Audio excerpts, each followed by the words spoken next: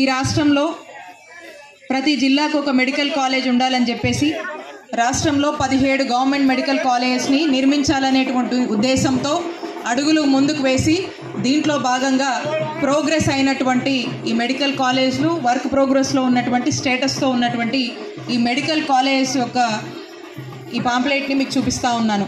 వీటిలో ఇక్కడ ఉన్నటువంటి కూడా ఈ ఫస్ట్ ఉన్నటువంటి కూడా మనం ప్రారంభించినటువంటి మెడికల్ కాలేజీలు మన జగన్ గారు ప్రారంభించినటువంటి ఇక్కడ ఉన్నటువంటి ఆల్మోస్ట్ దాదాపుగా పనులయ్యి ఇంకా కొన్ని పనులు చేస్తే ప్రారంభానికి సిద్ధంగా ఉన్నటువంటి కాలేజీలు.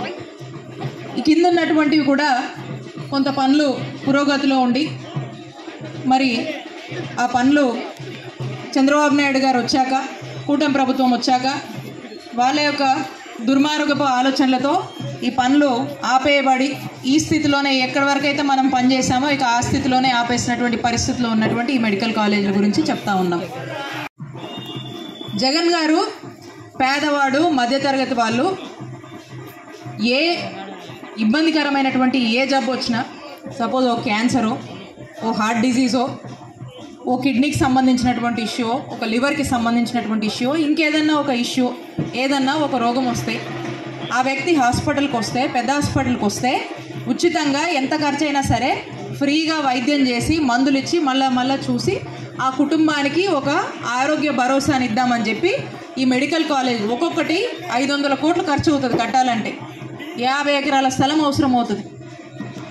150 MBBS సీట్లు ఓ కాలేజ్కి మనకు అందుబాటులోకి వస్తాయి. దాంతోపాటు చక్కటి హాస్పిటల్ పెద్ద హాస్పిటల్ ఇవి ఉంటాయి మనకి ఫెసిలిటీస్. ఇవన్నంట మనం తెచ్చామని జగన్ గారు తెచ్చారు. పేదవాడిని బాగా చూసుకుంటాము, మధ్యతరగతి వాడిని బాగా చూసుకుంటాము, రాష్ట్ర ప్రజల్ని బాగా చూసుకుంటారని చెప్పి ఆ బాగా చూసుకోవద్దని చంద్రబాబు నాయుడు గారు ఇవన్నీ ప్రైవేట్ వాళ్ళకి అమ్మేస్తున్నాడు. కార్పొరేట్ వాళ్ళకి చంద్రబాబు నాయుడు గారు ఇవి అమ్మడం తప్పు.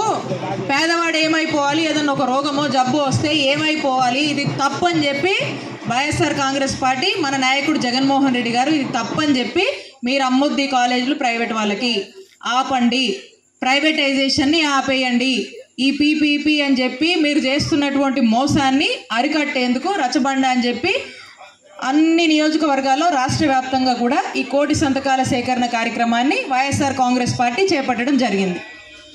ఇప్పుడు మీరు ఇవన్నీ విన్నారు కదా, తప్పు కదా, ఇది చంద్రబాబు నాయుడు గారు చేస్తుంది తప్పే కదా.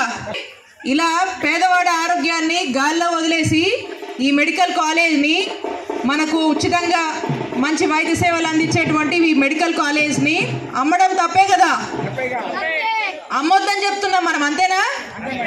అమ్మొద్దు అని చెప్పి మనము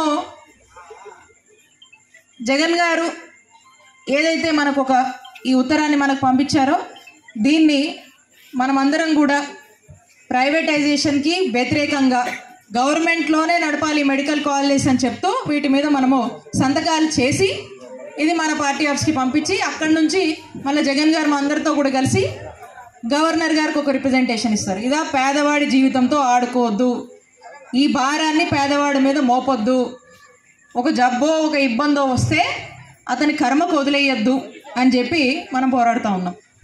అది కాలేజ్ రావడం వల్ల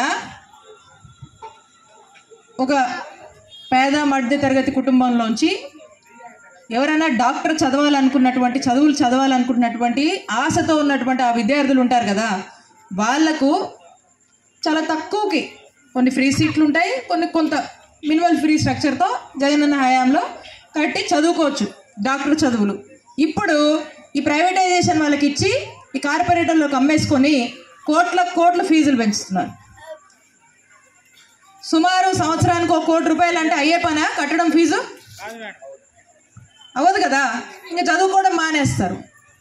ఇలా రేటు పెట్టి ఈ విధంగా ప్రైవేట్ వాళ్ళకి అప్పచెప్పి ఇలా పేద విద్యార్థుల్ని డాక్టర్ చదవాలనుకున్నటువంటి ఒక మధ్యతరగతి విద్యార్థుల ఆశని చంపేస్తూ ఈ మెడికల్ కాలేజ్ ప్రైవేటైజేషన్ చేస్తున్నారు చంద్రబాబు నాయుడు గారు. దీన్ని మనం అడ్డుకుంటున్నాం. వద్దు, ఇది తప్పు, ఇది ఆపేయండి, మీరు మానుకోవాలి అని చెప్పి మనమంతా కూడా మరి ఈ మీటింగ్లో పెట్టుకొని ఈ విషయాలన్నీ ప్రజలకు చెప్పి వాళ్ళ మద్దతుతో ఈ సంతకాల సేకరణ అనేది చేస్తూ ఉన్నాం. ఇది మనం ఈరోజు ఈ కార్యక్రమం యొక్క ముఖ్య ఉద్దేశం, ఇక్కడ మనము గ్యాదర్ అవుతున్నటువంటి ముఖ్య ఉద్దేశం.